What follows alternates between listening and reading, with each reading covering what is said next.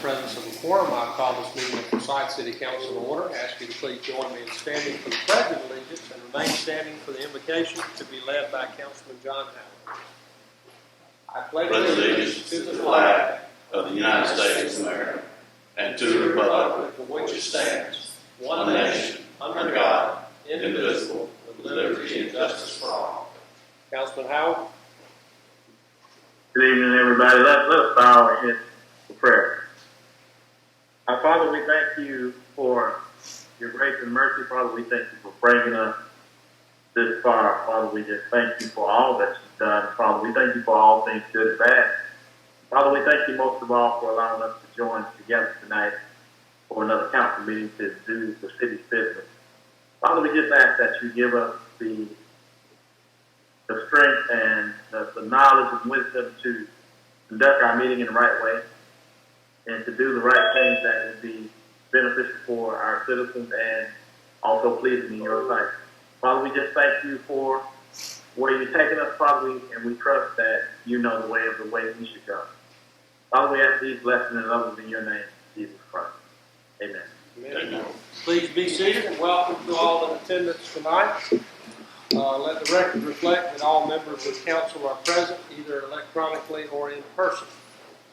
First item on the agenda is the approval of the agenda. I'm aware of no changes that need to be made. Is there a motion to approve as presented?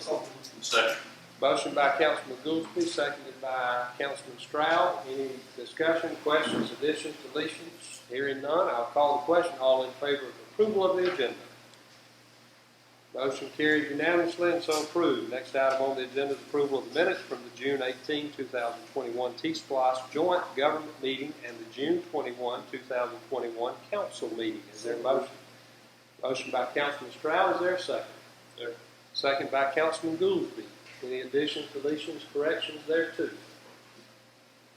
Hearing none, I'll call the question. All in favor? Motion carries unanimously, and those minutes are so approved. Next item on the agenda is approval of solar PPC RECA agreement with MEAG. Ms. Hall? Yes, sir. Holly Bissick and Steve Jackson are on with us tonight. They are attending our meeting, and then they may jump off and attend a meeting with another city. They're just going to give us just a really quick, brief update review of the agreements that you're signing tonight, what those are for. So Steve, Holly, whichever one of you are going to go first, both of you.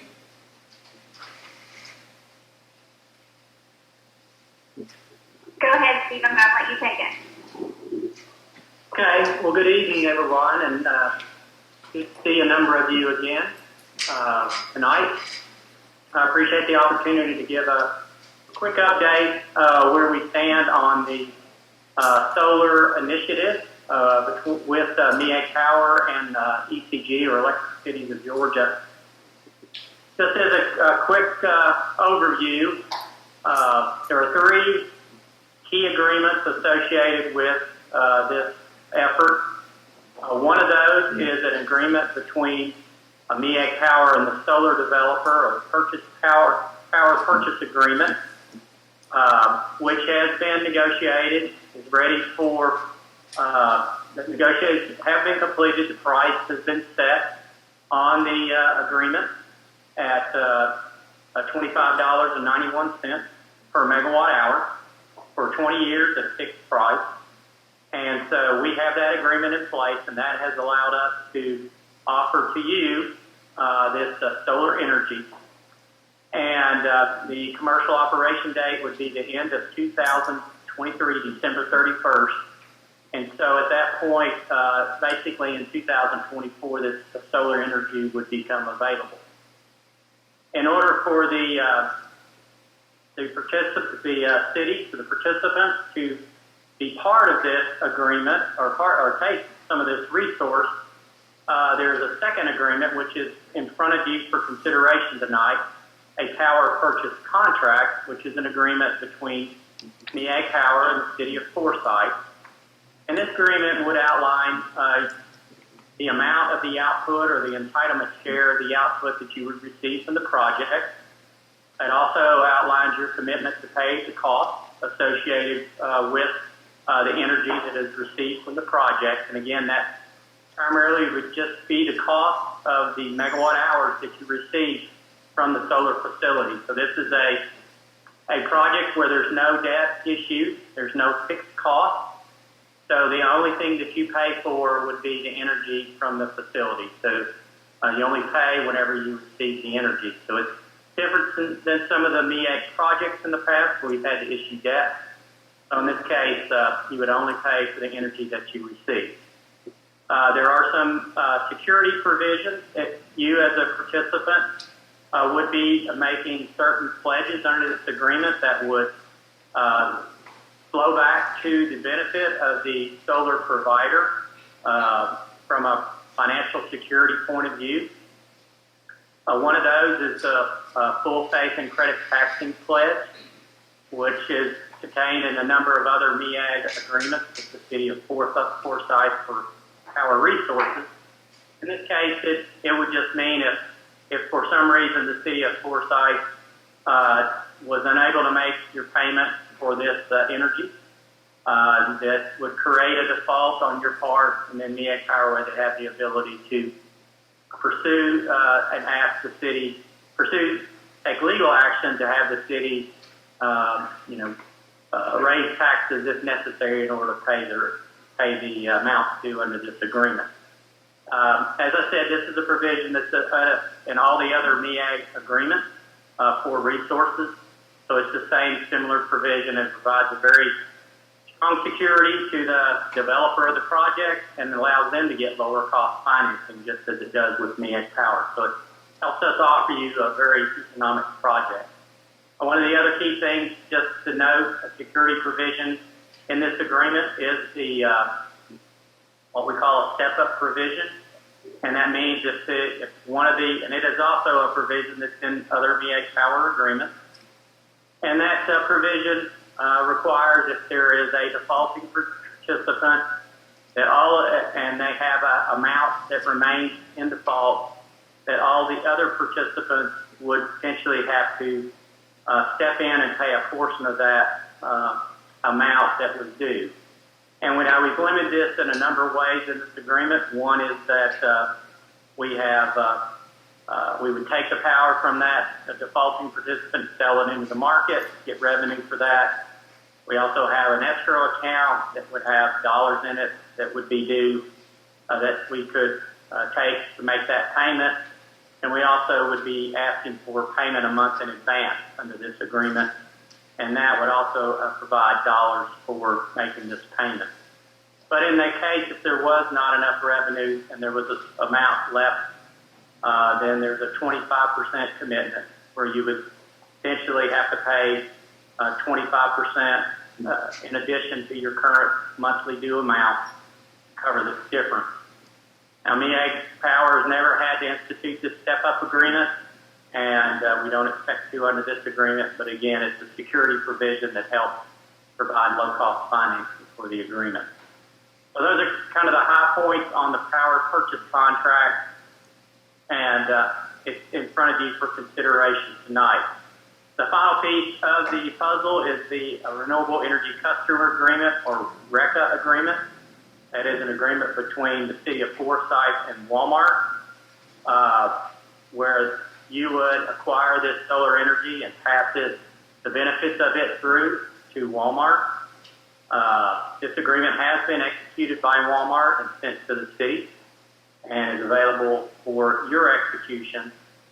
And under the terms of this agreement, Walmart has agreed to financially guarantee that the cost of the solar energy will be paid for the city of Forsyth, so that if you have if it causes you to sell energy into the hotel market, and that market is lower than the cost of the solar power, the Walmart is required or committed to pay the difference. And also in the converse, if you were in a position to be buying power from the wholesale market and you could have bought it at a lower price, then Walmart is committed, again, to pay the full cost of that solar so that you are kept whole. In the case if the wholesale market price is better or higher than the solar cost and they're sharing, Walmart would get the majority of that benefit under this agreement, and you would get a portion of that as well. But there is an agreement to split that benefit between the two parties. There are terminations. The agreement is for 15 years with Walmart. Let me step back. I'm sorry. The PPA between MEAG and the developer is 20 years. The power purchase contract between MEAG and the city is 20 years. But the agreement with Walmart is limited to 15 years with a 5-year extension. Walmart has a policy that they won't sign agreements beyond 15 years, but it does contain a provision that would automatically add the additional 5 years if the agreement is not terminated. There are termination provisions in the agreement beginning after year 10, but in that case, if Walmart were to choose to terminate, then they have a termination payment that they have to make that would keep the city of Forsyth, which commits them to pay the cost of the solar for the balance of the commitment, and would keep the city of Forsyth whole. So that's a very high-level overview of the agreement. Well, one other thing, the primary item that Walmart is interested in from this agreement is the renewable energy credits that come with the solar energy. For each megawatt hour of energy that's produced, one renewable energy credit is produced. And those credits are green credits that Walmart would be receiving under this agreement. So part of the agreement is twofold. They keep you whole on the energy cost, but then they receive the renewable energy credit to their account so they can support their effort to supply their stores with green power. So that's the very high-level overview of the agreement. What MEAG Power is asking, if you're interested in participating in these agreements, and it is voluntary. We feel like it's a very economic project. We feel like the agreement with Walmart is fair and that it provides you an opportunity to support one of your local customers and their sustainability or green goals. And so what we would ask is for you to, if you're wanting to participate in the project, to approve the approve the RECA agreement tonight, the Renewable Energy Customer Agreement, and there are a number of tariffs and other agreements that are associated with that require approval as well. Then we would be looking for approval of the power purchase contract between MEAG and the city, and then in that agreement you would indicate how many megawatts of output from the solar facility that you would be interested in. And so it's a very high-level overview. I'll stop there, see if there's any questions or anything more that I can add to the discussion. Thank you, Steve. Is there a motion to approve both of those? No, second. Motion by Councilman Dodd, seconded by Councilman Hewitt. Any discussion or questions? I think we got a good briefing on this at the MEAG conference last week, and thank you, Steve, for joining us tonight. For those who haven't heard it before, I understand the overview of how this will work. So any questions or comments or further discussion? And Holly, yeah, Holly's still on there. Thank you, Holly. I can't see, my screen's out. I'm offline. I have to turn around to see everybody. All right. I just want to make one additional comment, if I may. There's also a letter from your legal counsel that we need to have, and Steve maybe touched on that, but maybe I've done that, but I just wanted to make sure that you knew that was part of the package as well, having the letter of opinion coming from your legal counsel to support that package. He is here, and I'm going to ask if you reviewed it. I reviewed it, I received it, I reviewed it, and I think you need that win. Holly, the question is, when do you need it? Steve? I know they're going to do a final vote in August at the MEAG board meeting, so I'm guessing before then. When do you need it? Yes. Yes, that's correct, Mayor. What we are looking to have together by the time, the goal is to have the MEAG Power Board approve the power purchase agreement between MEAG Power and the developer at our August board meeting. So what we would ask is that we have from you by that prior to that meeting your executed power purchase contract, the opinion from council, and also the resolution approving the agreement as well as a package. And then the correspondingly the ECG agreements as well if you're participating in that effort with Walmart. So we would need those just by, prior to that board meeting to confirm the validity of your execution of the agreement. My understanding is the motion is to approve the PPC and the record, both agreements. All right? Any other discussion or questions? Hearing none, I'll call the question. All in favor? Motion carries unanimously and so approved. Thank you all both, Holly and Steve, for joining us and giving that briefing again. All right? Thank you very much. Next item on the agenda is a public hearing to consider a zoning variance application of J. Anon Corporation at 291 North Lee Street. Mr. Attorney, this is the public hearing for item number 7 on the agenda. Item number 6, as you were. Item number 6.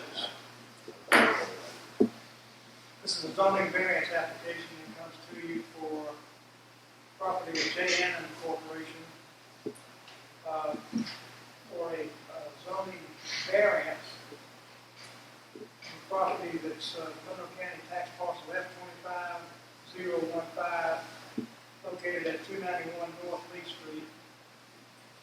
And the application for the variance seeks allowance for an internally illuminated sign on the right-of-way, internally illuminated signs on the buildings, monument sign, and tenement signs on the right-of-way and building. Zoning of this property is highway business now, and the zoning is not being changed on the variance within that zoning district. This has been advertised in the issues of the Monroe County Reporter June 30, July 7, and July 14 for tonight's meeting for a public hearing. Just went to planning and zoning.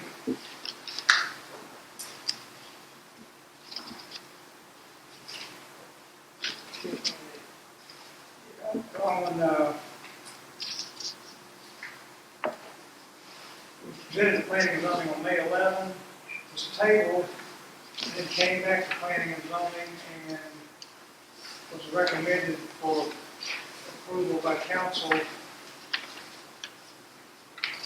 don't have the date of that second meeting, but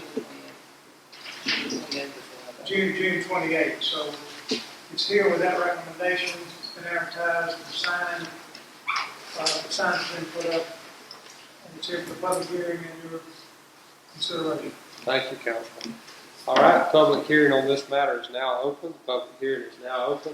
Are there any in the audience who wish to speak in favor of, if you'll just do by show of hands and then we'll call you up, any here to speak in favor of the proposed zoning variance?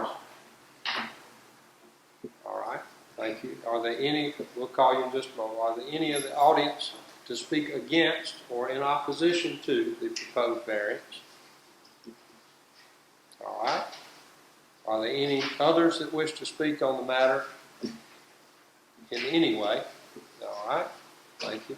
All right. We'll take those that are here to speak in favor of. You may come forward now. If you would, please state your name and address for the record. My name is Thomas Sanders, and I live at 1578 Bobsnagle Road. Okay. But I manage J&On Corporation, Okay. 291 North Lee Street. All right. We have put up the one sign at the road. We are asking we have only been able to light the price. So we're asking for that to be able to be lit up at night. And also on the side of the building where you see the fast track, we are wanting to put the brands that we have inside in our deli area, we're wanting to put their image on the building lit up. Okay. All right. Do you have anything else? I think that's it. I'm not sure exactly. I know that once the liquor store gets going, we are also wanting to go ahead and we have on the issue we have the Kings of Liquor sign also. And that's included in this? Yes, it is. Also. All right, thank you. Yes, sir?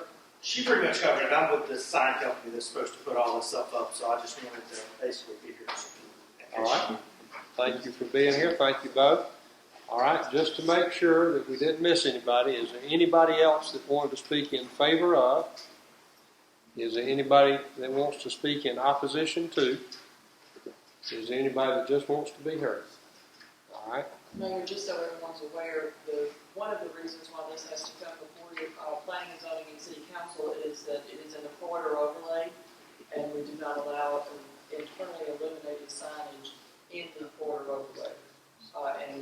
The monument sign, that had to be approved. We do not allow monument signs or pole signs. The only signs that are allowed in the corridor overlay are those that are on the face of the building. Except for the ones that have been there for years. Except for the ones that are all around it. All right. Anybody else wanting to make a comment? If not, at this time, the public hearing will be closed. The public hearing is now closed. It is now for council's consideration, and any motion would be in order at this time. Make a motion that we approve the zoning variance for 291 North Lee Street. Motion by Councilman Stroud, seconded by Councilman Goolsby. Is there any discussion, or are there any questions? I do. So talk to me about the signs in corridor overlay. Is that something that's kind of an antiquated thing, or is it a necessity that we stay with that standard? This was actually presented to planning and zoning quite some time back, probably maybe early last year. I'm not sure the time frame. Because every monument sign that has been presented to planning and zoning has been approved, and has come through city council, has been approved. And so what we looked at was maybe we should change that ordinance and allow monument signs. But planning and zoning did not want to do that. They wanted to continue to review all of them. But it's actually the corridor overlay was written and adopted after the overall zoning ordinances were written and adopted in 2006. I want to say it was in 2008 maybe that the corridor overlay. And anything that is within 200 foot of the corridor has to fall into the corridor overlay. It's just it's more restrictive as to what can go there. It's more restrictive as to the signage and what those signs can look like. I like it. Looking at the pictures, I like it. I think it's a nice, clean, modern look. But I also think that it's time. That's 13 to 15 years ago. I think we're at the point now where we need to relook at something like that. So I'm in agreement for it. Okay. Janice, is there any way you can put that picture of what she wants to do up there and show everybody in the room? Yeah. Sorry, I don't have it in. Did you see it? I saw it, but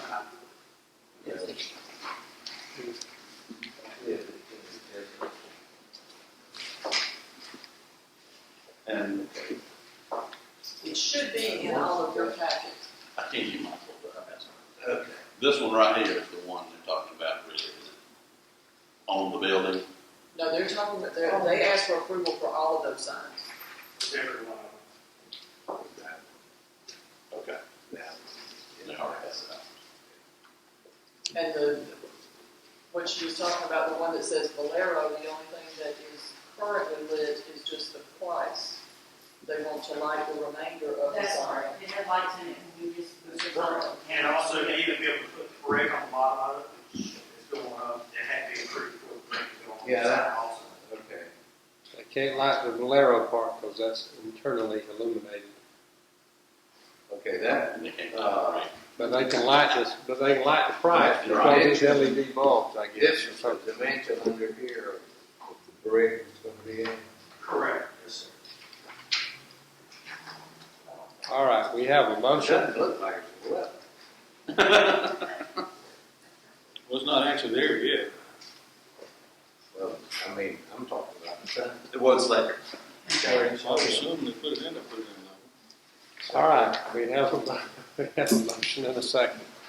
Any other discussion? Hearing none, I'll call the question. All in favor? Motion carries unanimously and so approved. All right, thank you. Next item on the agenda is approval of alcoholic beverage application for J and Anon Corporation at 291 North Lee Street. All right. So this is the same facility of 291 North Lee Street. J&M Corporation is the applicant for a license for the sale of alcoholic beverages, wine packages.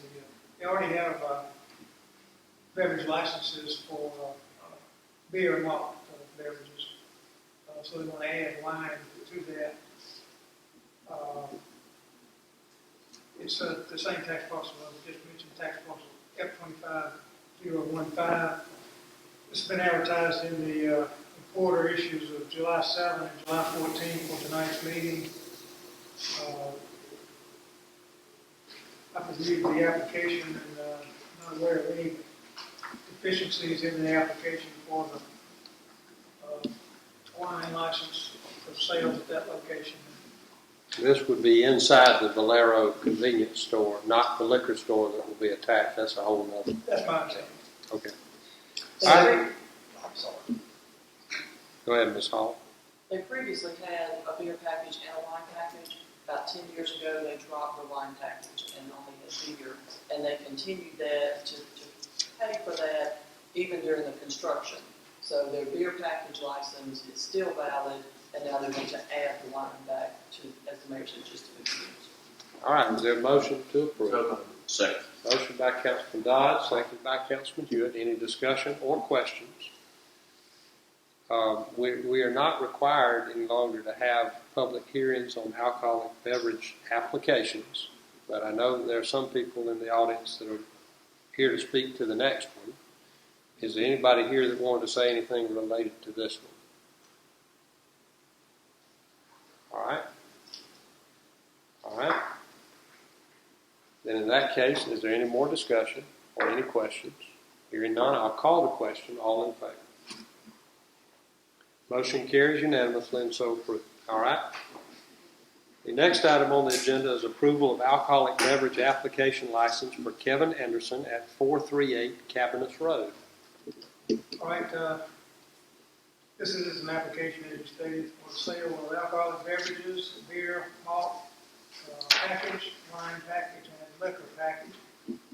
The applicant for the license is Kevin Anderson.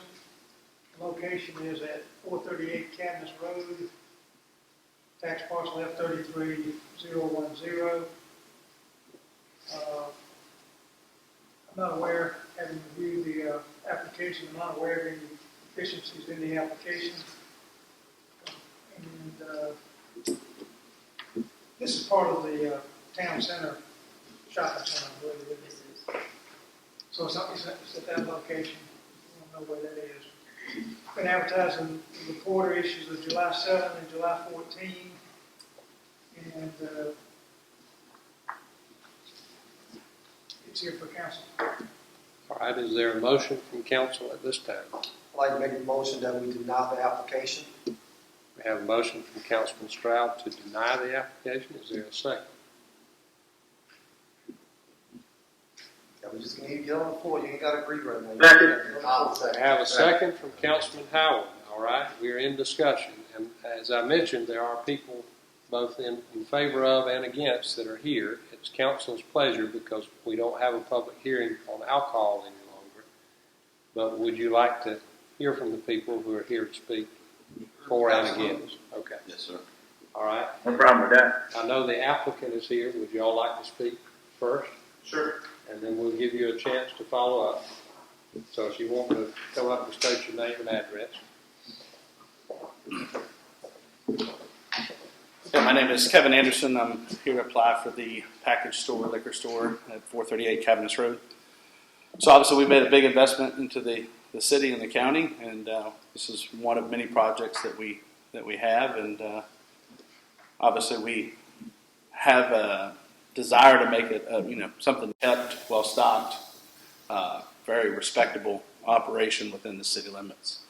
And we're well aware of, that that area of the interstate's developing out, heading that direction. And we believe it'll do well for the city, both from a tax standpoint and revenue standpoint. And there's a need in talking to many residents of the area of a nice place to be able to purchase their desired beverages. So it'll be done in top fashion, very nice, very very professional. I can assure you that. So, All all right. Which one of the buildings? Yeah, so the three facing the road. So there's a 3-unit and then a 6-unit that's anchored by Shane's Rib Shack. So we'd be the three facing. It's got the drive-through. We'd put up a privacy fence and everything on that side. And be the furthest away from Mr. Ralph's house. Yeah, so it would be all three of those units. Yes, sir. Is it a full liquor store? Yes, full sir. package store? Yes, sir. Yeah. All right. Now, are you the developer of the project in general? Yes, sir. Developed it and brought Shane's there and a couple of the tenants at this point.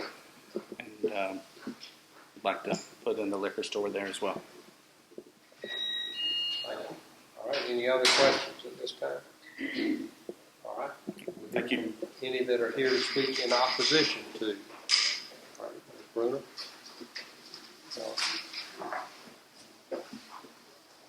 Please state your name and address for the record.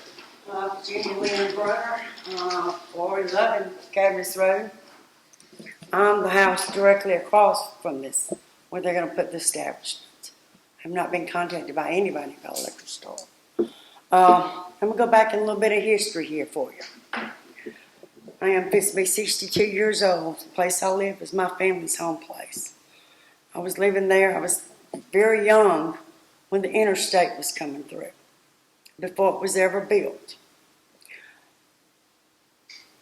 And we were scared in our neighborhood that we was going to have to all give up our homes for the new part of the construction that's going to come through the highway. And y'all have blessed us and helped us and saved that. There's only a handful of us that are elderly out there that lives right there where this establishment is going to go. It's not that I'm against somebody who likes to entangle in that kind of delights, but it's not for us. If the Valero is putting a liquor store across the interstate, I don't see a need for another one right there so close. When the traffic is backed up on the interstate, I don't know how many of y'all have been out there, but I can tell you, and you're more than welcome to come sit in my dining room and watch. The traffic not only on Frontage Road, but also right there on College Street, side street by Etheridge's. And I can tell you, because I stay at home a lot, we don't have a lot of police presence out there. 2 years ago, I've had to call Janice and made a call to you because of some incidents that we had out there. There was some shooting and stuff. We know eventually that we're going to lose our homes because the city wants to build. But I can tell you right now, my plan is to stay there till I die.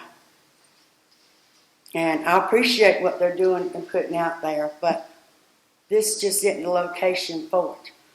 I think with the presence, the small amount of law enforcement that we have in the city and the things that go in our city, that if we keep it a little bit more confined toward inside the city limits instead of trying to put it on out toward the outside of the city limits. Georgia Power is going to be leaving eventually. The county's going to be putting in liquor stores. I know in the city's ordinances or whatever the book is called that y'all have got it where four is going to can come. But I just think that there's a better place to put it. Mr. Raff is on up in age. I done had to call the law out there one night because one of y'all's stores, there was some folks going in and out, lighting up the store in there when the power was still out there on the pole. And they come out there. We already have alcohol and drug problems in our city limits. And we keep putting it in in our locations where we know we have a high tolerance of drugs and alcohol, we are enabling those people to go further down the road of destruction. I agree. And the only way we're going to stop that is try to seclude it. We're going to be having folks getting off that interstate with all this construction. You're looking for a crime rate to go up, whether it's right there or at the other liquor stores, because they're going to be able to want to hit. And maybe I'm not in law enforcement, but I got enough common sense to know they're going to want to hit where they can hit and run and get right back on. So I ask that you please reconsider this before you vote on it and vote no. Margaret. Thank you, Ms. Brewer. Good evening. My name is Margaret Ogletree, and I live at 454 Cadmus Road. Ralph Ogletree is my father. The late Doris Ogletree is my mother. Since I moved back, I was recently finding out about what's going on with the liquor store. I understood that it was going to put in the rib shack, but I didn't know anything about a liquor store until my neighbor told me about it. And my dad lives there. He's pretty much by himself most of the time because I'm out working on the properties. I own several properties here. I pay a lot of property taxes. And I don't want the liquor store there. I don't want the police chasing somebody that's got nowhere to go but my dad's backyard. It's going to be in our backyard and the next door neighbor. There's 3 neighbors on that street. And nobody's talked to me. Maybe they talked to my dad and he didn't tell me. But I haven't heard anything about putting in a liquor store. I don't want the paper.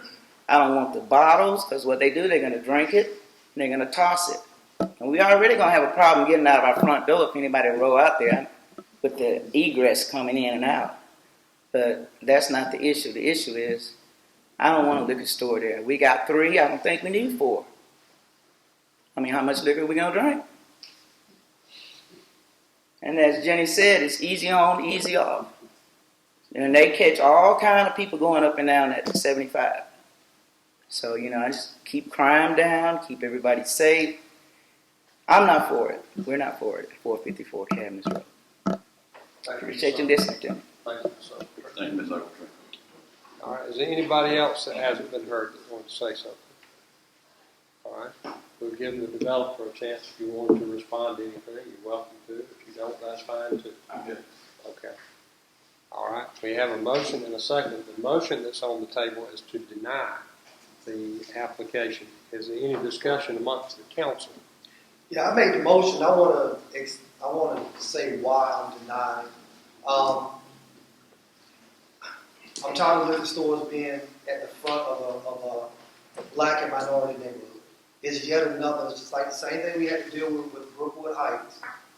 Now we're dealing with another liquor store right at the doorstep of a majority black neighborhood. I don't want a liquor store at any neighborhood, whether they're black, white, Hispanic, Asian. I don't personally care. A liquor store should never be at the threshold of any neighborhood. And I agree with that. I agree that this is going to it's going to compound a problem. I don't remember your name. But can you give me your name again? My maiden name was Quick. And I brought up out there, we were the only white people in the neighborhood. Right. And we'll always probably be the only white people other than the village judge. Those are my family. Yes, sir. Our mom and daddy, I was 4 years old, 3 years old, growing up there. Well, her mom used to thump me in the back of the head sometimes. I didn't know, she looked like a lot of times, we played.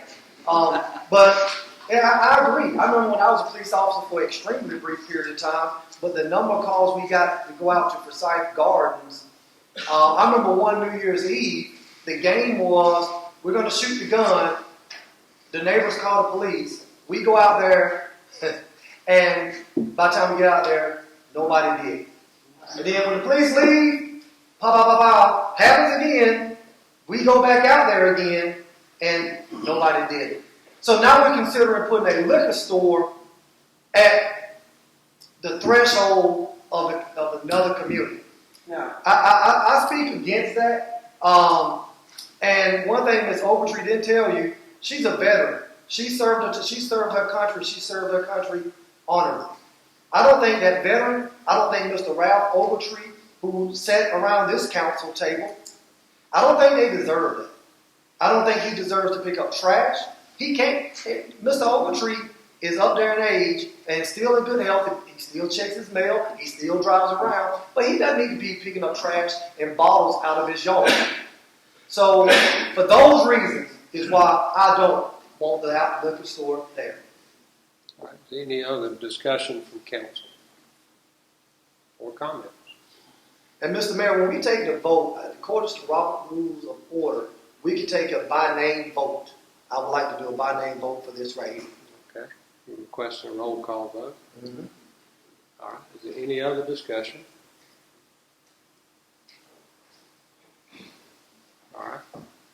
Hearing no further discussion, I'll call the question. The clerk, would you please call the roll for the ayes and nays? Mr. Dodd? Nay. Mr. Hewitt? Nay. Mr. Goldby? Nay. Mr. Stroud? Nay. Mr. Howard? Nay. And Mr. Lawrence? Mr. Lawrence, you unmute, please.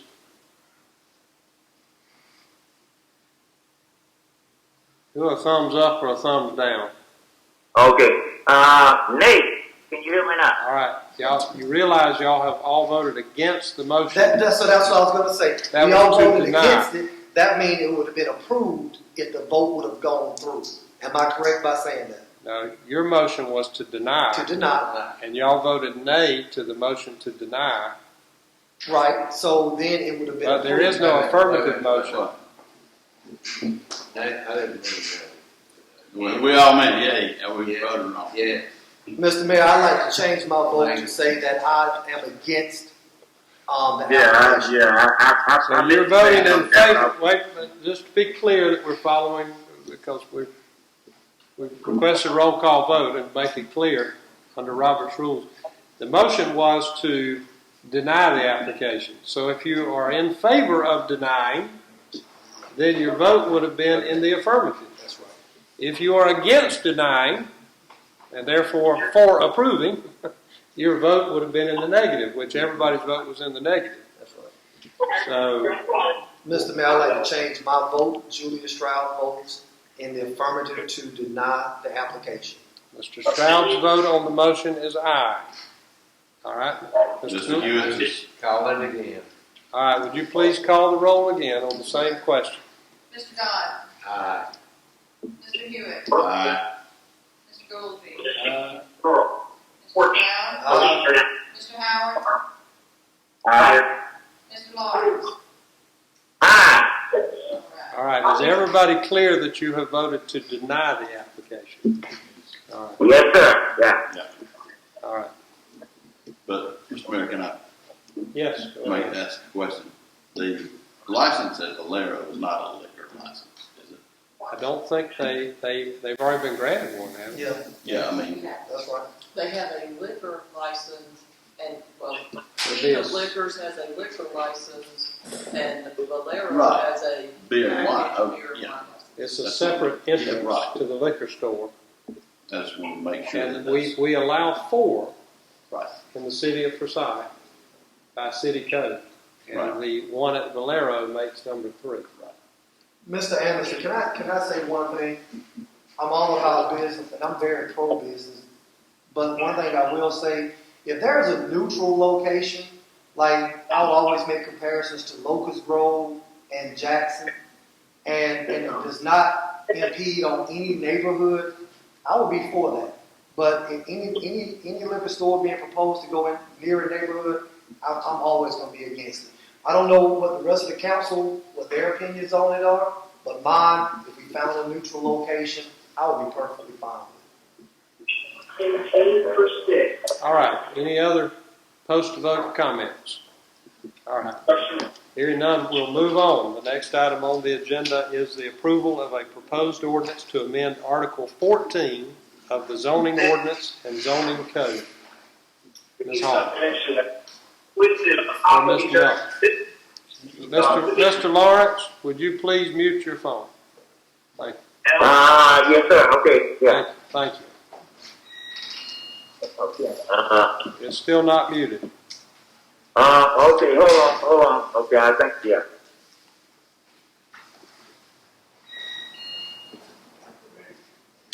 right, go ahead, Mr. Melton. Thank you, Mr. Lawrence.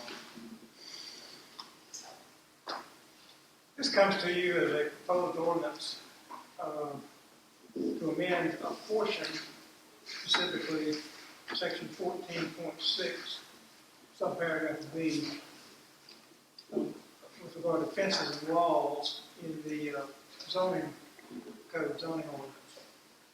It comes to you from planning and zoning after consideration there. It's been advertised in the Monroe County Reporter issues of June 30, July 7, and July 14 for tonight's public hearing and consideration by council.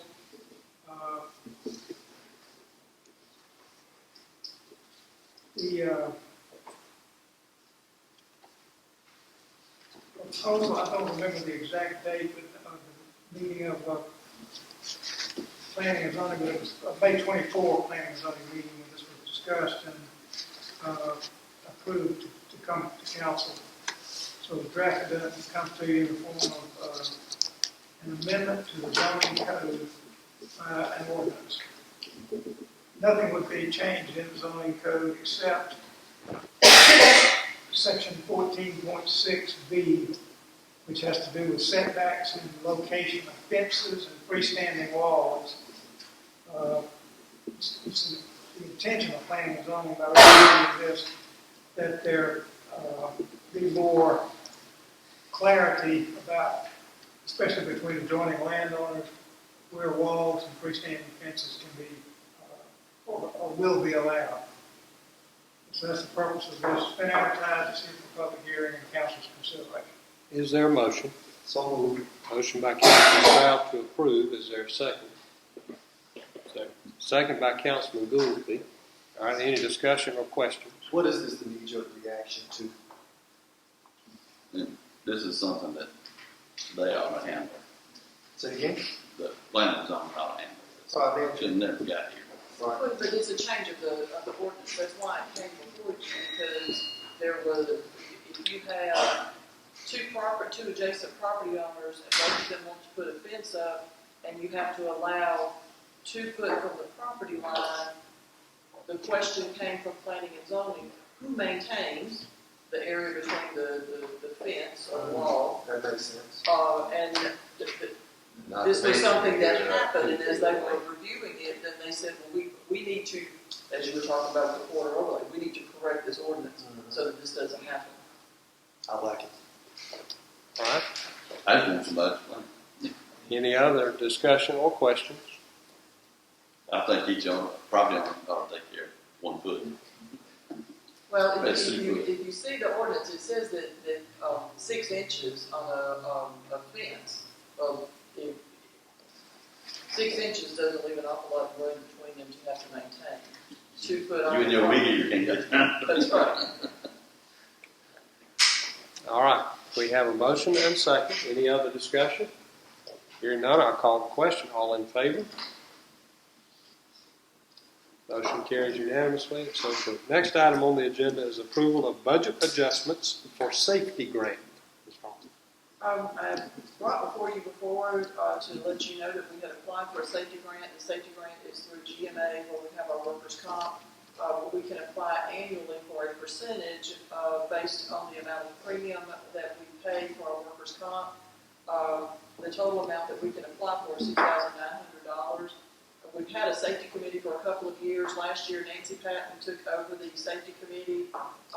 We do not have any department heads that are on the safety committee, and that's by my reasoning. We have the employees that are on there. They review when there is any sort of an accident, incident, anything. They review those just to make a proposal back to say this is what should be changed. You remember you guys had to approve certain information to be submitted back to GMA. We submitted this. We were approved for some safety barricades for the fire department, some nylon safety vests for the police department, the high-vis t-shirts, and high-vis rain parkas and warmers for the public works and for the electric department. Also for flame retardant, high-vis bomber jackets for the electric department.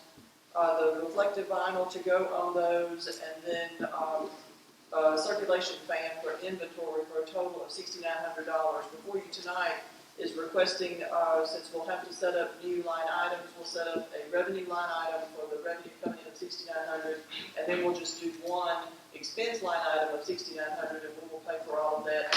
That way we can submit all of that back to be reimbursed. It is a pay up front and then be reimbursed. So moved. Motion by Councilman Goolsby, seconded by Councilman Hewitt. It was close. Is there any discussion or question? Or are there any questions? Hearing none, I'll call the question. All in favor? Motion carries unanimously. So approved. Next item on the agenda is the approval of Georgia Public Web designated representative for the city of Forsyth. Currently, Mr. Michael E. Dodd, I believe. I move Mr. Dodd continue. No. This is the designated representative. This is not the voting delegate. Okay. So it's not Mr. Dodd. I'm sorry. It is Mr. Dodd as the voting delegate. Actually, the next three are all deal with Georgia Public Web. But the designated representative, Georgia Public Web, got in touch with me about 2 weeks ago and said that they looked back in their records and Alan Randall is still listed as the designated representative for Georgia Public Web. So anything that is sent from Georgia Public Web, they were copying to me as well, but they have him listed as the designated representative. So we need to change that with Georgia Public Web and have someone else as the designated representative for them to send information to. Does that need to be Mike Baxter? Who would you recommend? Because he's the chair of the utilities for electrical. And see, because if it's Alvin Randall, well, I mean, I think it has to be. We get into that one. I think it needs to be a staff member, and I think Mike would be a good representative. Yes. So moved. Second. A motion by Councilman Stroud, seconded by Councilman Hewitt. Any discussion? Hearing none, I'll call the question. All in favor? Motion carries unanimously. Mike Batchelor is now the designated representative. Now the next one is to appoint a voting delegate for Georgia Public Web matters. Mike already said he wanted to do it, so I make the motion. Mike Dodd is the voting delegate. Second. Motion by Councilman Stroud, seconded by Councilman Hewitt. Any discussion or questions? Let's do it before he has a chance to get out of it. All in favor? Motion carries unanimously. Did you vote, Mr. Dodd? Yep. All right, Mr. Dodd abstains. Motion carries 5 votes in favor, none opposed, and 1 abstention. Next item on the agenda is, we skipped the. I'm doing bad with my Roman numerals tonight. We skipped number 8. Georgia Public Web Board nominations. If anyone wants to run for Skip it. Oh, okay. Voting delegates for the municipal. I was seeing that, yeah. Thank you very much. Thank you. Thank you for correcting me on already being right. I appreciate that. Corrected again. So moved. All right. So Georgia Public Web Board nominations. any of you are interested in running for the Georgia Public Web board, I need to know that tonight so that I can get that submitted to Georgia Public Web. Really just put that on there just for your information. There are 3 seats that are coming available, and to my knowledge, the 3 that are already on the board are probably going to run again. All right. Are there any nominations? All right. We move on to the next item, which is to appoint a voting delegate for the Georgia Municipal Association. And this delegate, I believe, currently is Mr. Melvin A. Lawrence. Make a motion that we keep Melvin Lawrence. Does he want to do it? Is he gonna go? Yeah. He is planning to be at the GMA Is he this going? year. Okay. Yeah. Have a motion by Councilman Goolsby, seconded by Councilman Stroud. Any discussion or questions? Yeah. Councilman Lawrence, are you willing to continue to serve? Yeah, I'll mute yourself. All right, I think he nodded. All right. All in favor of the motion? Motion carries unanimously, and Mr. Lawrence, you are reappointed. All right. Maze Road review and discussion of possible permanent road closure. Ms. Hall.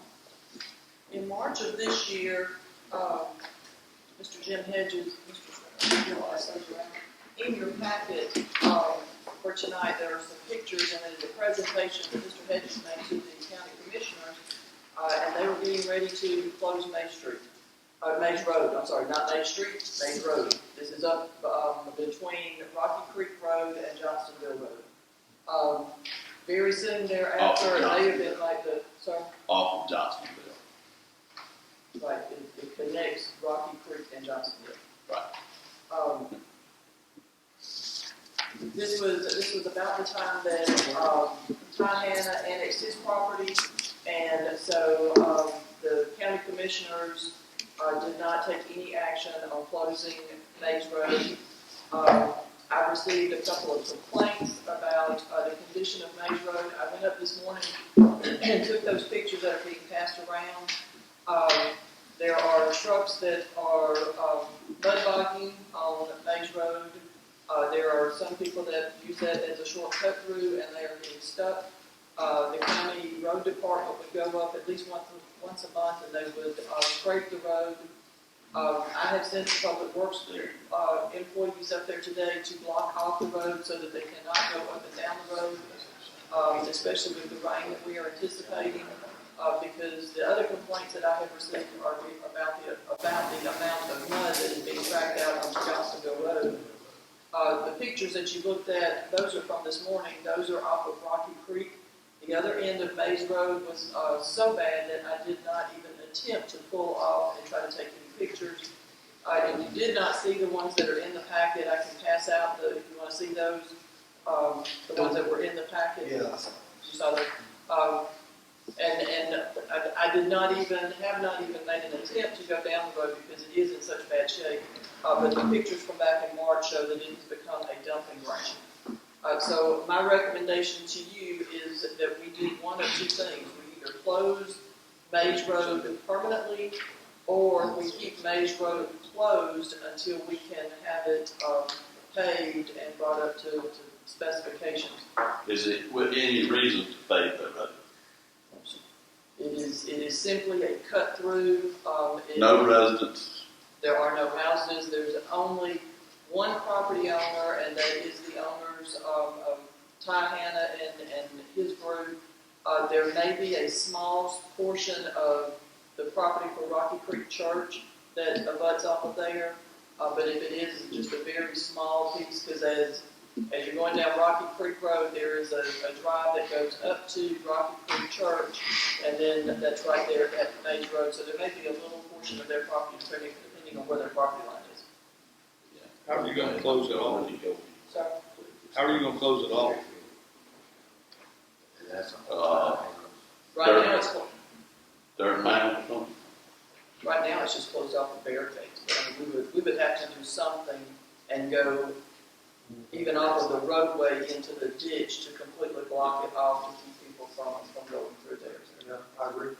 I think the dirt mound idea, if I'm a person with a nice souped up truck, that dirt Oh, mound, you got to I'm make going over the dirt mound. Yeah, you got to put Right. you know 12-foot pole. But I agree with Greg and probably everybody else up here. We don't block it off. Let's make sure we do the right thing. We block it off the right way. Yeah. Yeah. And also Mr. Hodges' report, he talked about the county didn't close it once before because of sentimental reasons. Did you see that part? I did. Yeah, they didn't close it because they didn't want to. Yeah. You know. I mean, I'm not here to debate either way, but I did kind of want to know what was the sentimental reason. Thought maybe somebody up here would know. I don't know anything. Okay. Well, I think right now I just happen to know where it is. Not to limit the discussion, but could we get a motion on the I'd like to table? make the motion that we close Maze Road. Second. Motion by Councilman Stroud to close Maze Road, seconded by Councilman Hewitt. Any discussion or questions? I'd like to amend my motion to state I would like to permanently close Maze Road. Did you intend to mean that? Yes, sir. Have a motion and a second. The only thing I would do, or on top of that, would be to check with the church and make sure there's no access to the church. Yep. You may have to close it back further if they need that road access. Hall, did you hear that comment? I would check with the Rocky Creek Church, I think you said it was, and make sure it's not going to But need their access to their property if they're using it or whatever, maybe that depends on. They have access through. Rocky Creek Road, isn't that Rocky Creek? It is. That driveway is a little ways up from Maze Road, but I'm not sure where their property, how far their property on the other side of the driveway is. What I was asking Mr. Melton is, if we permanently close a property of a roadway, we normally offer it for sale to the abutting property owners. Let's do it. Is that part of your motion? I'll make that addition to my motion. You want to say what you So I go along with that second. Was there any utilities in the road at all? No. I think there's a gas line runs through there, but it's not part of the road, it kind of crosses the back in Okay. there. All right, we have a motion and second, and to make sure I'm clear on the motion, so the motion is to permanently close Maze Road and to offer it for sale to the adjacent property owners. Yep. The motion was made by Councilman Stroud, seconded by Councilman Hewitt. Is there any discussion or are there any questions? And I'm again frozen, so I can't see what's going on behind us. All right. Hearing none, I'll call the question. All in favor of the motion? The motion carries unanimously and so approved. The next item on the agenda is the approval of Pelicano change order number 10. Then that would be the top. And apparently I didn't get down here with the number, but this is for $4,000 and somebody will have to help me. $42.90, I believe, but I'm not looking at it. I looked at it earlier. For the sprinklers, Yes, this is to add 13 sprinkler heads in the main hallway lobby. Those were not included in the original plan. As the sprinkler company came in, they made a recommendation to Clark Exon. Clark Exon, Pelicano, and the sprinkler company have all had lengthy conversations regarding the sprinkler heads, and it is now their recommendation to us to approve this, to put those sprinkler heads, even though we have sprinkler heads in all of the other areas and they were not included in the hallway lobby, it is a recommendation that we do add those 13 sprinkler heads and the $4,000 that is associated with that change. Was the fire marshal? So moved. Second. motion by Councilman Stroud, seconded by Councilman Hewitt, and the exact amount was $4,092. Is there any explanation from them as to why they were not included in the original? I think the main reason may have been aesthetic, that it's the hallway, it's the open ceiling, and then the sprinkler company and the fire marshal convinced them otherwise, that we need, and we do need those in that lobby area. That's my best guess. All right, we have a motion and a second. Any other discussion or questions? Hearing none, I'll call the question. All in favor? Motion carries unanimously and so approved. Next item on the agenda is approval of Main Street events for 2021 and the 9/11 Memorial event. We have 4 events that we would normally hold for Main Street. You'll remember that we've not approved any additional Main Street events. We said we were going to approve the 4th of July fireworks, and then we were going to look back at the remainder of the events. The events would be yard sale on September the 4th, and that would require closing Jackson Street from Johnston to King Street, depending on how many people sign up for that. Halloween, the 31st is on Sunday this year. So I don't know if part of this, if you want to change trick-or-treating from Sunday to Saturday that we have done in some prior years, but this would be for trick-or-treating on the square, similar to what we had last year. The Christmas tree lighting would be the last Monday in November prior to the Chamber of Commerce Christmas Parade, and that would be November the 29th. We normally have just a small event to light the Christmas tree and the Christmas lights and the Christmas tree. This would require closing Jackson Street between Main and Johnston Street for the short event. New Year's Eve, Forsyth Ball Drop with a concert. This would require closing at least Jackson Street and Johnson Street on the square and possibly additional streets. And then the 911 memorial event, as you know, September 11th, this is the 20 years. Chief Harden and I were talking the other day, and we would like to host some sort of an event, just a short event on September the 11th. September the 11th is on a Saturday this year. We've talked about possibly holding this in the parking lot of the new City Hall building. And if we hold it in the parking lot of the City Hall building, we would like permission to close Chambers Street between Kimball Street and Harris Street. Or we could hold it at the fire department. And if we hold it at the fire department, we would like to close that portion of Kimball Street between the public safety parking lot and Newton Memorial Drive. Bring those to you for your consideration and approval or denial of any or all of those. I'd like to make a motion to approve all of those events. Motion by Councilman Stroud, seconded by Councilman Dodd. Any discussions or questions? For the 911 event, can we reach out to Greg Nickel? Greg Nickel was a firefighter or whatever he was. I'll say he public safety at the actual 9/11 event. He was actually at the building pulling people out. And I think somebody like that in our community at the 20-year mark, I think that would be really good for him. And all right. Do we know of anybody else? Steve? Huh? I wonder if he would speak. He's very open about his experiences with it. And I'm pretty sure, I don't know if he has a speaking part or anything, but I know with Greg, whatever you ask him to do, he's more than willing to do. We've truly just gone far enough to kick this around and talk about that we want to do this event. Waiting for your approval for tonight before we start doing the plan. All right, we have a motion and a second. Any other discussion? Hearing none, I'll call the question. All in favor? One more thing. One more thing. Where would you like to hold? You gave us two options.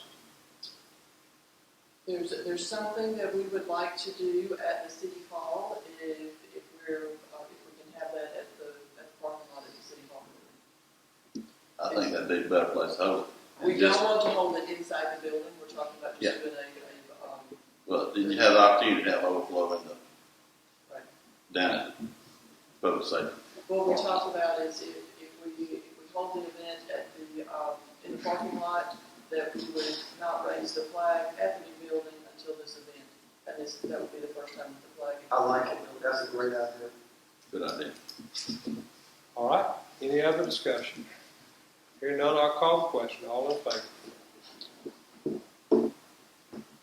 Motion carries unanimously. So approved. Next item on the agenda is approval of requisitions greater than $5,000, of which there are two listed. One for BBP Sales LLC for $39,950 and one for Davis Plumbing for $23,939. Is there a motion to approve one or both of those invoices? So moved. Motion by Councilman Hewitt, seconded by Councilman Dodd. Your intention to approve both? Yes, sir. All right, to approve both invoices. Any discussion or questions? What's the BBP sales? I was going to say just Ms. Hall's explanation of them. I actually said to Craig Helms that I need a brief description of what a SCADA system is, and I have a little over a page. So the SCADA system is a supervisory control and data acquisition. This gives remote access to our intake, to our water system, to our distribution system. We currently have a system. It is 20 years old. It's a proprietary system. So therefore, only their technicians can work on it. With it being 20 years old, they do not do any maintenance. We cannot find parts. Craig reached out to 3 different companies to get bids. This one is $39,950. The other two were over $100,000. I was concerned with the large difference in those prices.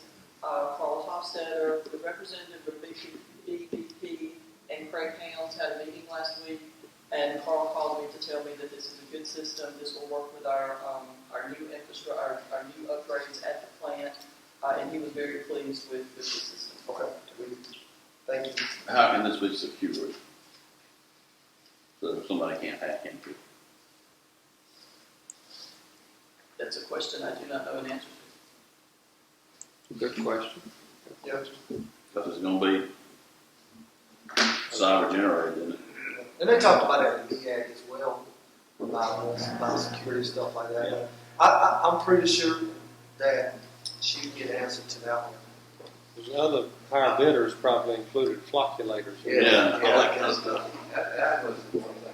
I'm just liking that. Be a little bit serious. Wonder why the difference in why in the world would there be a bill that much more? As I said, I mean, I was concerned with that. What did you say? It's just a different They company. didn't want the job. Well, That's it could have what been, happened. but they all had the same specs to bid on, and the other two companies were just considerably higher. Okay. All right. I believe we have a motion and second. Nobody wanted to ask about Davis Plumbing. What was Davis Plumbing? Hopefully Davis Plumbing is going to finish up the Blunt Street water line replacement project. There's a couple of connections that need to be completed that were not included in the spec, and so we're subbing that out to Davis Plumbing. All right. Properly motioned and seconded. Any more discussion? Hearing none, I will call the question. All in favor? Motion carries unanimously, and so that moves us out of regular business and into reports. And we will begin with the city manager. Hopefully you saw my report. It's a fairly lengthy report since we've not met in a month. Just to kind of get some of the highlights. The plans and specifications for those two projects that were deemed as emergency, those have been submitted to EPD and to the USDA for their review and approval. We did receive the first half of our deposit for the ARPA funds. That deposit was $771,146, so that means that our total when we receive the next deposit next year will be $1,542,292. We had said that we would wait until we knew exactly how much we were going to receive, and hopefully at that time the final guidelines would be presented. We're still waiting on those final guidelines to give the exact information as to what we can spend the money on. We do have the general guideline, so if you guys are ready, and I know you're not ready tonight, but if you'll start thinking about when you're going to have that roundtable discussion, that everybody comes and presents their ideas as to how to use the money, what different agencies to submit this to. As I stated before, what I'm looking at is nonprofits, local businesses, and employees. And if you guys will look at other avenues, and then we can get together and talk about those. When do you want to have that meeting? Whenever you guys are ready. We said we were going to wait because we were told that we would get somewhere between 1.3 and 1.5, depending on which report you looked at. And so as the deposits came in, we received half this year and then the remainder next year. And so that's how we know that we'll have the 1.5 for next year. I suggest we don't spend any of the other half. But you don't have to get it for the first. I thought you said the first. December 2024, we have to have the funds obligated, but we have until December 2026 to expend all of the funds.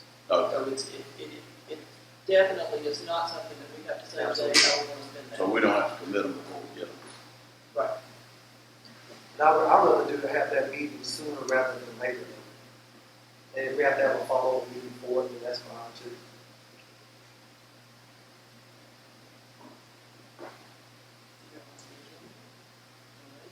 August. Sometime in August. Mid-August. After GI? Yep, after GI. We're moving into new building in August. So early September.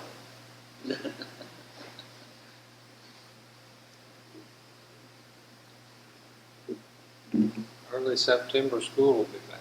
That's okay. I'm just saying. I'll have to get school supplies. All right. There I thought we were gonna pick a date. All right, go ahead. Are you Go going to ahead. pick a date? Nope, I'm fine. If you will, look on your Google Drive, at some point, I have put a GDOT CBL wish list. This is a list of items that we will potentially present to GDOT to ask them to include for the city of Forsyth in the commercial vehicle lane project. They may look at it and say absolutely not. They could, blow all our minds and approve everything we put on the list. So if you will look at that, see if there's anything that you would like to change on that list or anything that you would like to add, and let me know. We continue to receive complaints about citizens from the garbage service. Hopefully you saw the emails that I sent to you today. Their truck broke down on Friday, and they sent another truck on Saturday. The truck on Saturday broke down, and so they did not finish the Friday garbage pickup until today. They did not let anybody know that they did not finish the pickup on Friday. They did not let anybody know that they did not finish the pickup on Saturday. I was made aware when there were some Facebook posts and some emails that came in today. And so I immediately got in touch with Waste Management. And you saw the emails, you saw that I told them that the citizens are getting tired of this, and quite frankly, so are we. They've got to do better. They do have some new hires that are in the works. The email that I got late this afternoon was talking about the length of time that it would take before they have those new employees where they're actually driving trucks. And that's what they're missing right now. That's what they're short on right now is drivers for the trucks. But I told them, look, I know that you've made offers and you've done things in other cities, and that's something that we need to look at, that if they need to hire another company to come in and pick up drivers, then they need to look at doing that. But with all of those emails back and forth, and they came back and said, we're back on the regular schedule and we will be in Forsyth Friday. So We will see. Just to make you aware, I did do a couple of spot checks around today just to make sure that the Friday route was picked up, and everybody that I heard back from said that yes, their garbage was eventually picked up today. But the majority of, if your garbage pickup is on Friday, put your garbage out on Thursday, and then it's still sitting out there on Monday, or you take it back and you take the garbage can back to your house, and then you come by on Monday and your can's not out. So I expressed to them that citizens are expecting more from us, and we are expecting more from them. That they need to communicate with us and let us know. But again, they said that they are picked up Thursday. They didn't. Normal picked up this Thursday. They picked it up late. Right. And they did not pass that information on to me. When is this contract? It was just recently reviewed. We've got several years. My question is, if we're not getting a reasonable service, Yeah. what kind of credits do we get back, and what kind of credits do we get to citizens? Because right now we're paying, my recycle, it took them 3 weeks to pick up my recycle. I put my recycle on the curb Monday nights. I have an alarm on my phone, a reminder on my phone, taking things to the curb. It sat there on the curb, I didn't move it. So even if they came, if I made an error and I missed it that week, I left it right there so I wouldn't forget it again. It's safe. And after the second week, I called, and I told the lady that it was unacceptable. I also told her about the time when the truck couldn't get up my street because a builder, someone was building a garage on my street, and the truck was blocking. I stopped the truck. I said, hey, look, tell you what, I'll get the guy to move the truck, or I'll bring the trash cans to you. Just give me 1 second. When I said the word second, he was gone. So we went for a long time. My trash was overflowing, and just like anybody whose trash is overflowing, you got varmints there that you got to worry about. So if they're not doing their job with trash, then we should be expecting some sort of a credit back. And last thing I'll say, who's to say next week is the same? Yeah. Is it possible that we can have some type of contingency where we can put the trash in the back of a truck It may be a 2-3 bag limit, but that'll give you a little breathing room, for something. Bobby, what kind of verbiage is in the contract as far as breaches?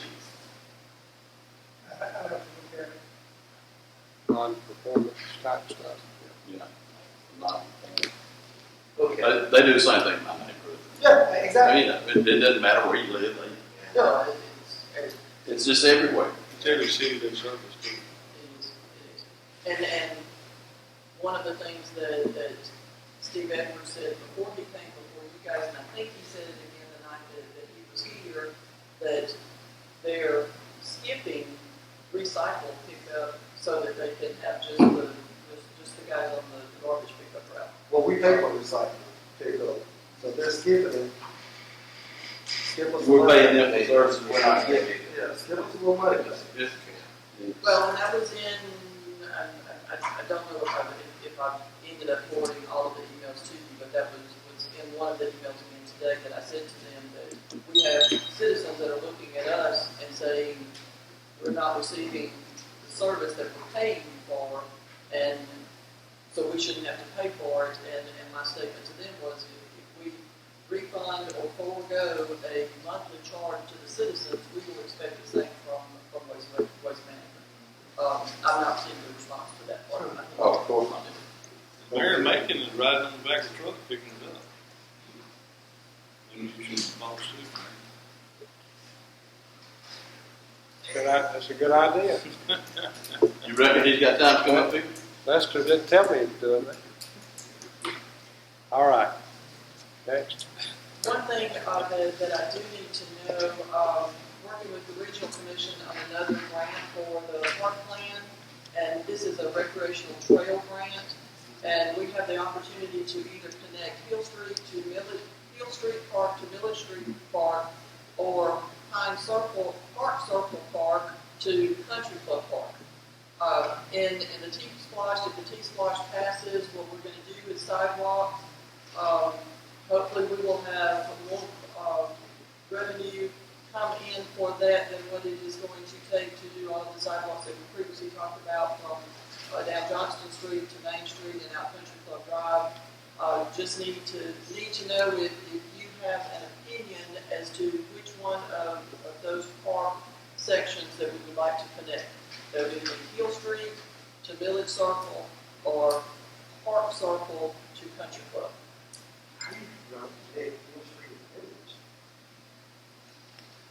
Crazy. Yeah.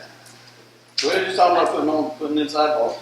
I don't know that because this is an up to $200,000 grant, with a 20% match from the city. With the way the narrow streets and the ditch right there on, I just don't know that we would be able to connect those two. But that was what we came out of when we talked to the Regional Commission. Are you okay with looking at connecting Park Circle to Country Club then? I'm okay with it. I live over that way. I think you get more sense to use a lot more. There's a lot of people use that too. But nobody uses the circle part, right? No, I mean, That's I correct. didn't even know until I was city councilman that was a part. There was one over there. There's not only one, there's two. Yeah. We'll just flash back on the city on the circle And moving on. Just for your There's a information, story in there, if you ever. the speed bumps have been installed on East Main Street. We do now have an issue with vehicles driving around speed bumps, and so what we are going to, every time we put a speed bump up, we have an issue with vehicles driving around the speed bumps. And in this particular location, they're driving around the speed bump into a ditch. And so what we're going to do is strategically place either some speed limit signs or children at play signs or something beside those speed bumps so that people will not be able to Maybe go they around. are coming in on those speed. Yeah, bumps. they Yeah, look good. Speed bumps. Yeah, I haven't been down there. I went over. Might And put- they're fine. Might put some sharp spikes in those ditches. That might Yeah. keep them on the road. Just a reminder that the second joint retreat is Thursday, July the 29th, from 7:30 to 2:30. What time? 7:30 a.m. to 2:30 p.m.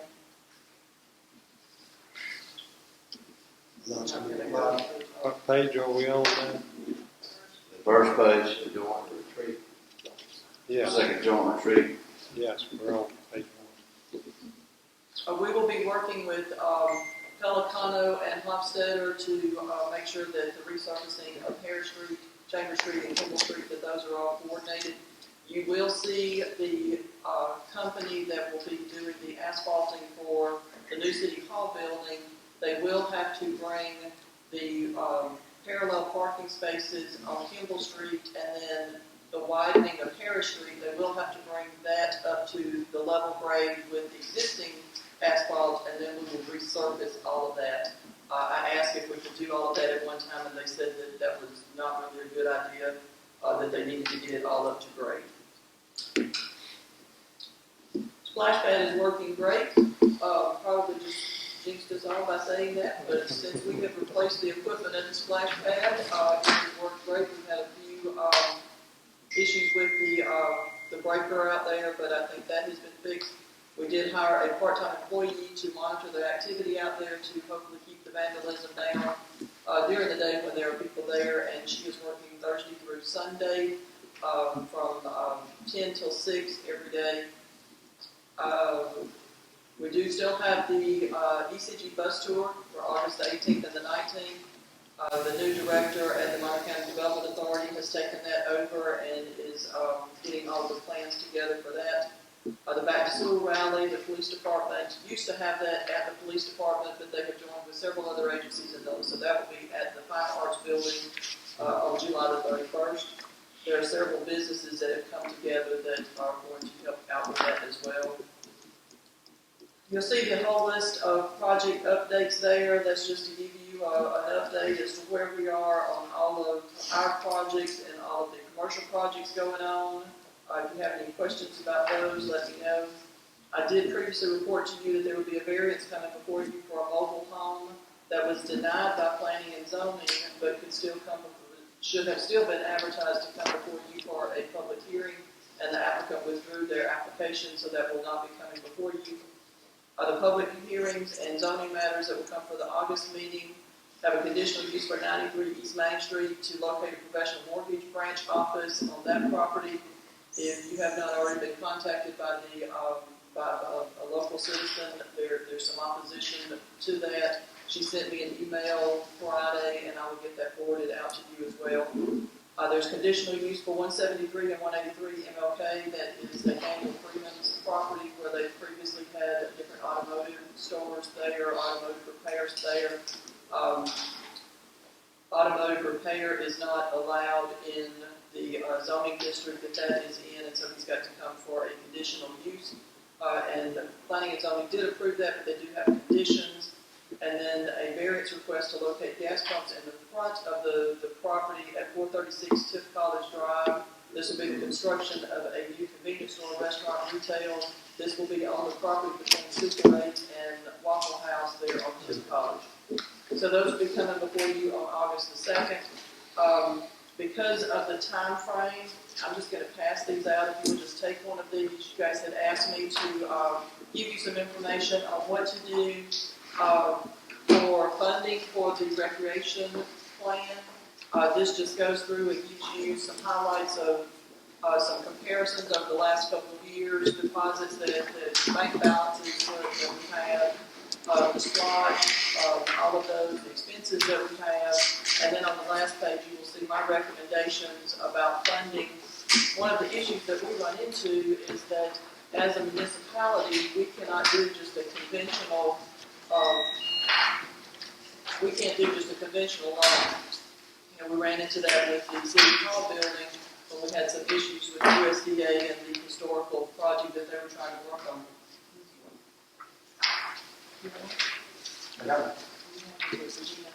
Oh.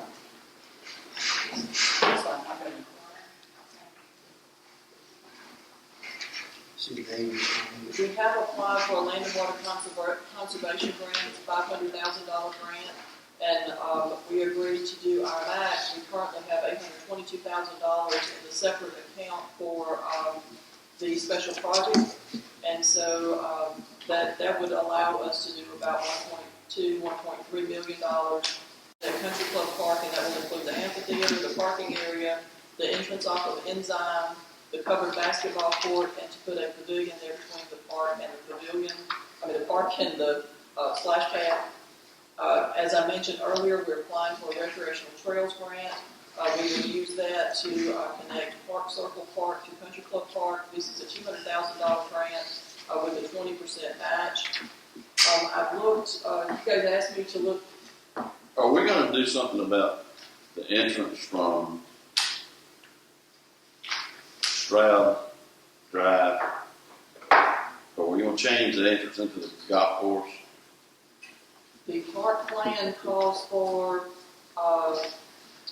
the entrance off of Enzyme, for that to be a upgraded entrance into the park, and then the roadway will come around and go where the old tennis courts are, between the golf clubhouse and the splash pad. The road will come in that way and then come up, and the plan that TSW drew, it changes the entrance there at the parking lot so that it comes up and that turns into an actual entrance into the parking lot. But this would also change the entrance to the clubhouse. So if you come off of Enzyme Road, you would go straight and go down to the parking lot at the clubhouse. I don't know that answers your question. And eventually, Stroud would be closed? No. Not completely, but I mean... But they gotta get to the armory. Yeah, I mean... That's gotta stay open.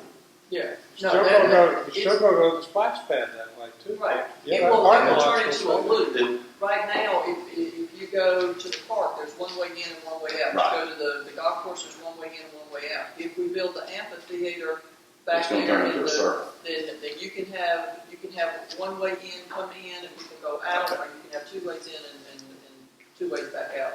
I like it. We call it Park Circle number 2. Well, I have to stop. I just want to make sure if we had to end up closing it, we rename one of those other streets. Absolutely. Can I go back to one issue that's bugging me? This deal with the development party on cost of the dinner. One where we have the ECG bus tour come through.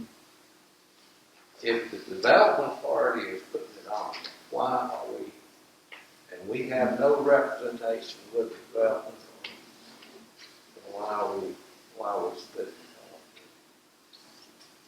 Because we previously partnered with the development authority, and this will be people from all over the state that will be here, and we will be showcasing what we have done in the city of What we have Forsyth. done.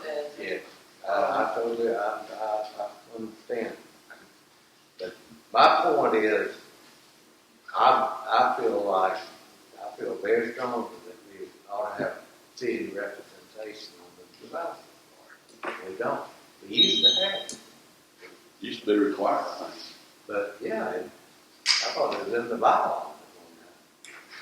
But the last time that question was asked, I asked the development authority, and the They bylaws changed say the that bylaw. that all of their members are appointed by the county commissioners. and that's when I had. It'd be a good topic for the retreat. Yeah, Our retreat. I think that ought to be number That's one. where I was going in. That would be, I think we need to have a pre-retreat. Retreat. Retreat. Since we're meeting from 7:30 to 2:30, we should have plenty of time to discuss that and one Sit other. down and make some points to say. Can I have another question to you? Did you let cross? That guy has he put any sidewalk yet? I haven't seen any. He hasn't started yet, but he has been reminded on a regular basis, and he's going to start soon. We'll shut him down if he don't. He's built a lot of houses since he was. Can you Shut him down, and he won't build any more until he builds some sidewalks. Can you put a moratorium on his building permit till he does it? Because if we let him keep on, he's not gonna do it. When he pulls out, he's gone. He's building the houses. I rode through there a couple of days ago. Yeah. Coming on. Can you do that? We can look at it. I don't know that this, but I'll talk to him. Well, his license run out sometime, don't it? What was your recommendation going to be on the funding? I'm sorry. We got off track a bit. All very important issues. Okay, so back to the funding sources for the park plan. I have looked at, because if you remember, the park plan is $5.7 million if we do everything that was presented by TSW. We cannot, as a city, do a conventional loan. We would have to either do a bond issue or a TAN, a tax anticipated note. A bonding issue, there's a substantial cost that is associated with bonds, and 5.7 is about at the threshold where they will start considering a bond. And if you do a tax anticipated note, those have to be paid off on December the 31st of each year. If this would qualify for the type of loan that we did the City Hall construction with Georgia Municipal Association, and the reason I put this in here is the loan that we have through GMA is 5.1, and our loan payment back to them for that is $31,460 a month, and that is for 28 years. And I would not feel comfortable recommending to you that we borrow money and pay back over 28 years for park plans, for park upgrades. Right now, we have a substantial amount of the work about, if we get approved for both of these grants, we'll be at about $1.5 million. And then as we have those property taxes come in every year and you continue to put that money towards those projects, then pick and choose which projects you want to do each year to move forward with that until what time that we have all of that paid, rather than borrowing the money and pay for playground equipment and those sorts of things. There may be splash money that we can use for any of the infrastructure that we need to do in Country Club.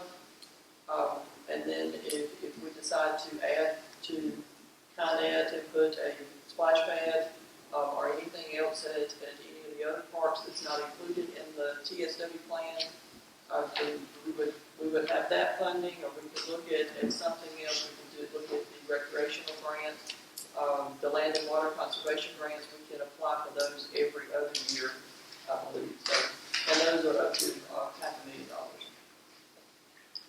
But my recommendation is that we do not, at this time, we do not look for a funding source to fund all of that at one time. I agree with that. I agree with it. We've stepped out here lately and extended ourselves in other places too, not just with City Hall. Kind of a starting point to me. The obvious starting point is to cut the road. Do the road. And then you do all the pick and choose all the things you want to do.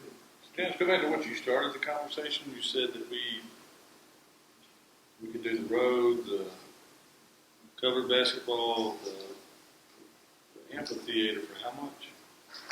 That grant is, the grant application that we submitted is 1.2, a little over 1.2 million. And the grant is for 500,000, and then it's a 50-50 grant anyway, so we would have to put 500,000 with it.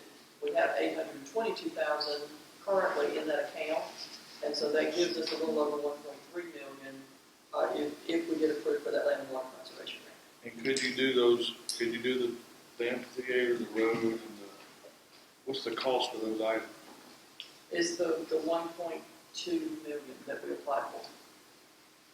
Okay, I think that's a good Starting start point. Probably what we ought to try to achieve. Right. And we submitted that. Those applications closed. I I would say either the end of last year or early this year, so we've got all of that submitted, and normally on grant applications, you get back September, October. So I expect to get back at any time as to whether or not we got approved for that.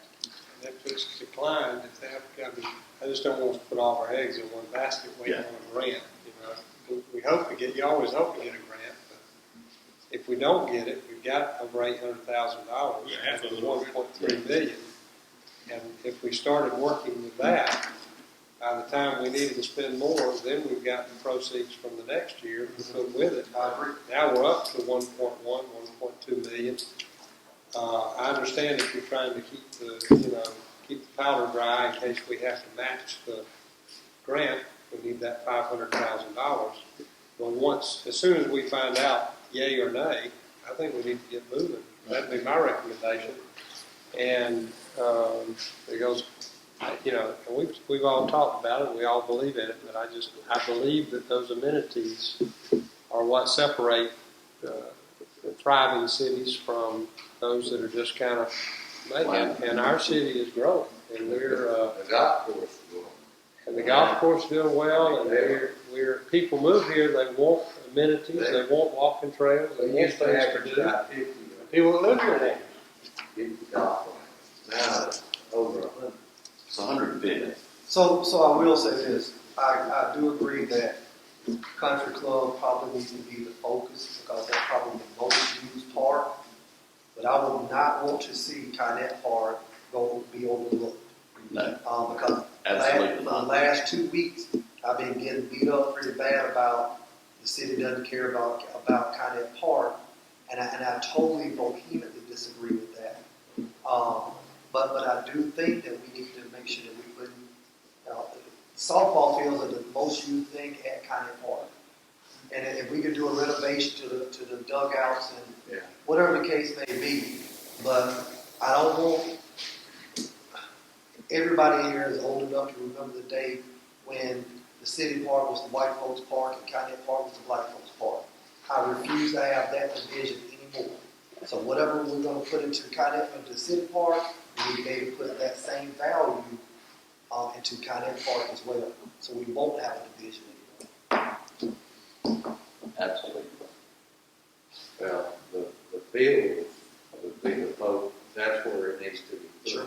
Yeah. Because we put it in that building, and we put it in that playground. And the building still looks great. We have put that's $500,000. Those 2 items right there. I agree. Over.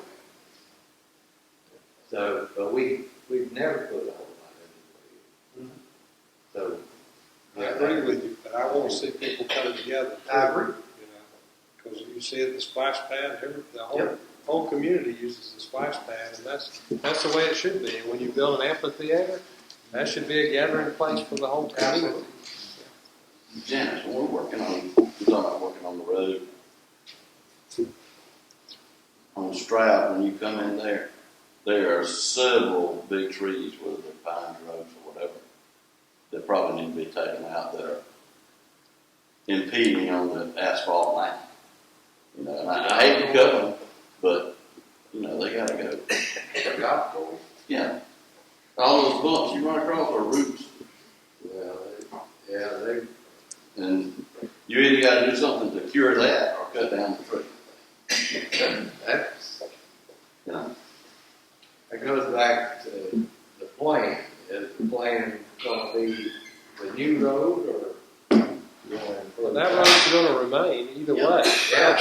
South will still be there. Will still be there. It's just the club is working on that road. You either got to do something about the tree, about the root, or do something about the road. Yeah. But you're talking about the ones that are further up away from the club. Right. I'm talking about right after you turn from inside, or right after you cross inside. Yeah, pretty much. From Country Club to Stroud on the inside. We're not ready to build it today, though. No. We just talking about the fun. We got to get all these details I think we can dig into later. Yeah. I dig into But that. I feel not today. I mean, whenever we get ready to build it, I think we can have this robust discussions about what we want to dig up and not dig up. All right. Thank you, Councilman. I appreciate it. All right. I mean, unless you want to stay here 9:30, 10 o'clock talking about Well, I want whatever, I mean, we can do that. I'm okay with that.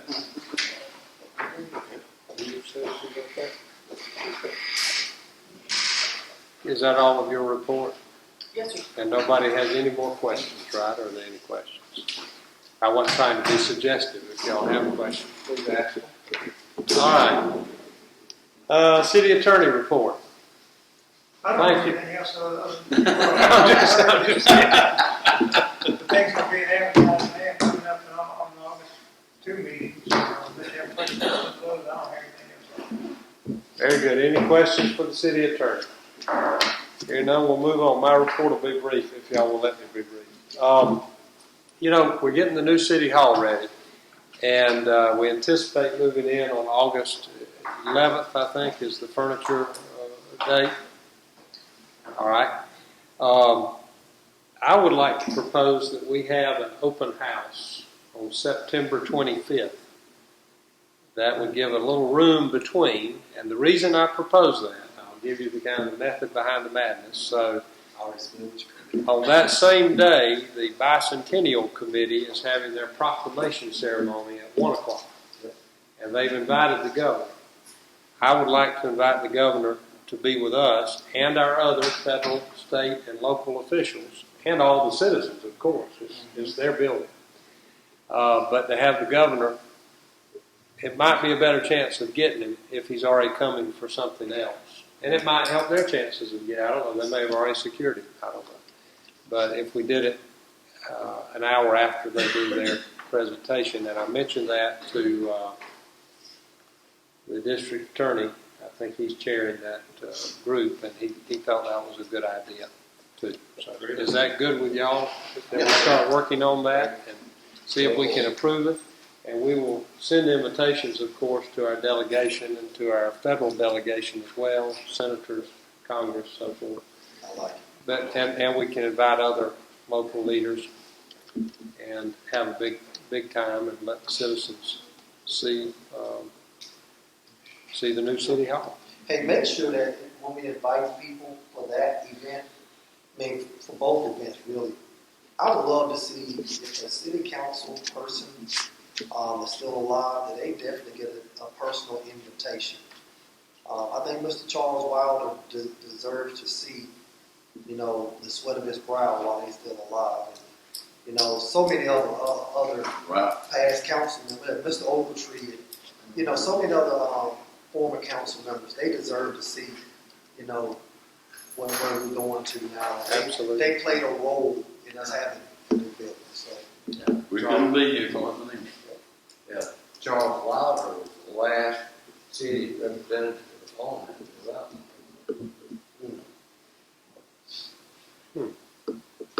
Sounds good. All right. That was all I had, unless anybody had any questions. I did want to say, and Councilman Stroud, I think you posted something about this recently too, to get the vaccine. The COVID is spiking with this B variant, and I read 2 articles today, and the essence of them are it is a spike of the unvaccinated. Yep. 99% of the people that are being hospitalized for this are not vaccinated. So that's something we can't control. I don't want to preach. Y'all feel how you want to about the vaccine, but the people that are getting sick, going to the hospital, have not had the vaccine. Please get the vaccine. It helps you. It helps all the rest of us, and it's a good thing to do. All right. That's all I have to say, unless y'all have any questions for me. Council board reports. Housing Authority is going to meet for the first time in a couple of months because we've been out of town.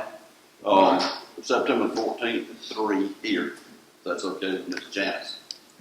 All right. And have you coordinated with your new board member, too? Yes. About scheduling? Y'all working all that out? So far. Okay. All right. Councilman Dodd, golf course. Golf course doing great.